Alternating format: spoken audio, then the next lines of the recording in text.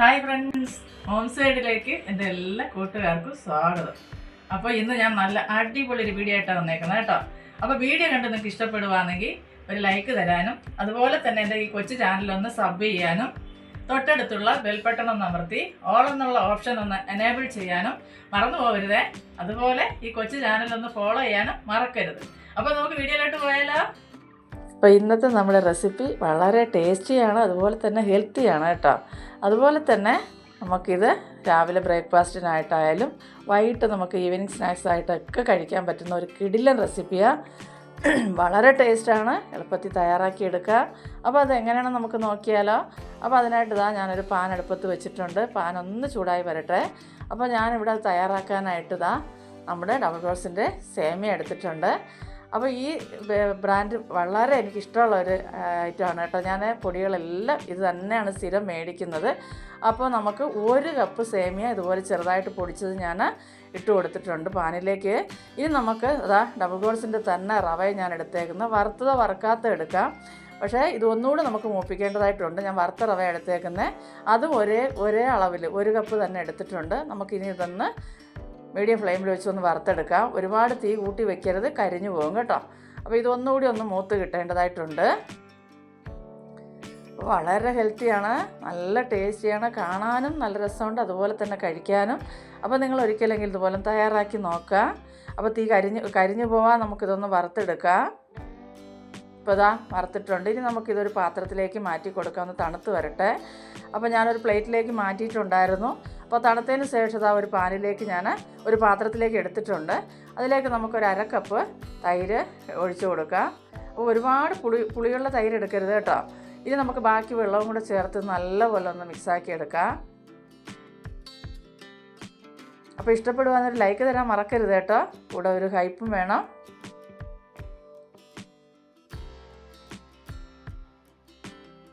അപ്പോൾ വളരെ എളുപ്പത്തിൽ തയ്യാറാക്കിയെടുക്കാം. ഞാനിത് 1 കപ്പ് വെള്ളം എടുത്തിട്ടുണ്ട് കേട്ടോ. 1 കപ്പ് വെള്ളം ഒഴിച്ച് കൊടുത്തിട്ടുണ്ട്. ഇനി നമുക്കിത് കുറച്ച് നേരം ഒന്ന് റെസ്റ്റ് ചെയ്യാനായിട്ട് വെക്കേണ്ടതായിട്ടുണ്ട്. ഒരു 20 മിനിറ്റ് നമുക്കിതൊന്ന് റെസ്റ്റ് ചെയ്യാനായിട്ട് മാറ്റി വയ്ക്കാം. അപ്പോൾ 20 മിനിറ്റ് ആയിട്ടുണ്ട്. അപ്പോൾ വെള്ളമെല്ലാം വലിച്ചെടുത്ത് മാവെല്ലാം നല്ല സോഫ്റ്റായിട്ട് വന്നിട്ടുണ്ട്, റവയും സേമിയൊക്കെ. ഇനി നമുക്കിതിലേക്ക് കുറച്ച് ക്യാരറ്റ്, ഞാനൊരു ക്യാരറ്റ് എടുത്തിട്ടുണ്ടായിരുന്നു, അതിൻ്റെ 3/4 ഭാഗം ഇട്ടിട്ടുണ്ട് കേട്ടോ. ഇച്ചിരി ബാലൻസ് എടുത്തിട്ടുണ്ടായിരുന്നു.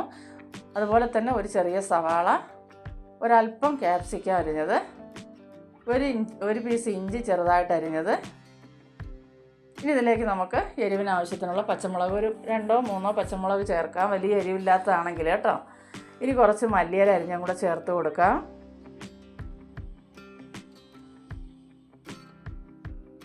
രുചിക്ക് ആവശ്യത്തിനുള്ള ഉപ്പ് ചേർത്ത് കൊടുക്കാം.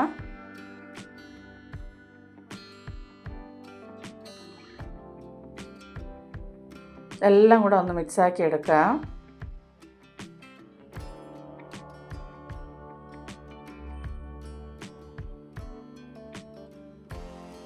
ഇതിന് പ്രത്യേകിച്ച് കറികളൊന്നും വേണ്ട.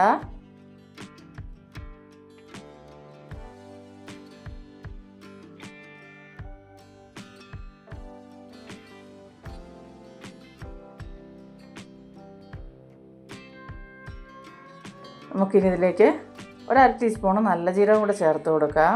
ഈ നല്ല ജീരകമൊക്കെ ചേർക്കുമ്പോൾ ഒരു നല്ല ഫ്ലേവർ കിട്ടും. നല്ലപോലെ ഒന്ന് മിക്സാക്കി എടുക്കാം. ഇത്രയും മതിയാവും. ഇനി നമുക്ക് പാൻ അടുപ്പത്ത് വെച്ച് പാനൊന്ന് ചൂടാകുമ്പോൾ അല്പം ഓയിൽ ഒഴിച്ച് കൊടുക്കുക. ഞാൻ വെളിച്ചെണ്ണ എടുക്കുന്നത്, നിങ്ങൾക്ക് ഇഷ്ടമുള്ള എണ്ണ എടുക്കാം കേട്ടോ. ഇനി ഇതിലേക്ക് നമുക്ക് ആദ്യം ഓയിലൊന്ന് പാനിൽ ചുറ്റിച്ച് കൊടുത്തിട്ടുണ്ട്. ഇനി കുറച്ച് സേമിയ നമ്മൾ പൊടിച്ച് വെച്ചിട്ടുള്ളത് നമുക്കിതിലേക്ക് ഇട്ട് കൊടുക്കാം. ഒരുപാട് വേണ്ട, ഞാൻ ഇട്ടത് ഇച്ചിരി ഒന്ന് വീതി കൂടിപ്പോയി കേട്ടോ. ഇത്രയും അകലത്തിന് ഇടേണ്ടതില്ല, നമ്മൾ ചെറുതായിട്ടത് ചുട്ടെടുക്കുന്നത്. പിന്നെ ഇതിലേക്ക് നമുക്ക് മാവ് നമ്മൾ കുഴച്ച് വെച്ചിരുന്ന റവയും സേമിയയുടെ കൂട്ടത്തിലേക്ക് വെച്ച് നല്ലതുപോലെ ഒന്ന് കൈകൊണ്ട് പരത്തി കൊടുക്കാം.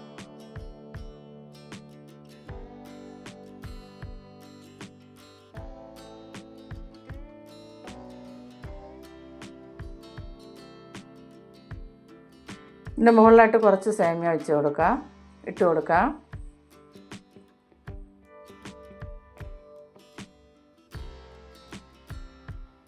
ഒരു വശം ഒന്ന് മുരിഞ്ഞ് കഴിയുമ്പോൾ നമുക്ക് മറിച്ചിടാം. നല്ല രസമല്ലേ കാണാൻ, അതുപോലെ തന്നെ കഴിക്കാനും നല്ല രസമാണ് കേട്ടോ. അപ്പോൾ നിങ്ങൾ ഒരിക്കലെങ്കിലും ഒന്ന് തയ്യാറാക്കി നോക്കുക, ഉറപ്പായിട്ട് നിങ്ങൾക്ക് ഇഷ്ടപ്പെടുമെന്ന്. അപ്പോൾ അതാ ഒരെണ്ണം ആയിട്ടുണ്ട്, ഒരെണ്ണം കൂടെ ഞാൻ കാണിക്കുന്നുണ്ട്.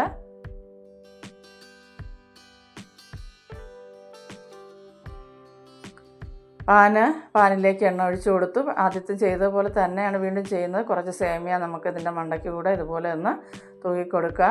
ഇനി നമുക്ക് മാവ് അതിലേക്ക് ഇതുപോലെ ഒന്ന് കൈകൊണ്ട് പരത്തി കൊടുക്കുക.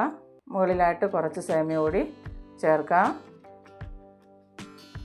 അതിന് ശേഷം നമുക്ക് ഒരു വശം മുരിഞ്ഞ് വരുമ്പോൾ തിരിച്ചിട്ട് മുരിയിച്ചെടുക്കാം.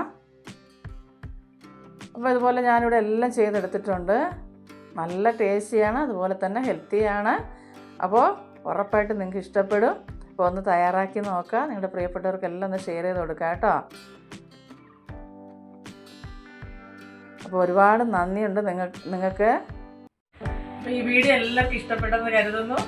അടുത്തൊരു വീഡിയോ ആയിട്ട് കാണുന്നതുവരെയും എൻ്റെ എല്ലാ കൂട്ടുകാർക്കും ബൈ.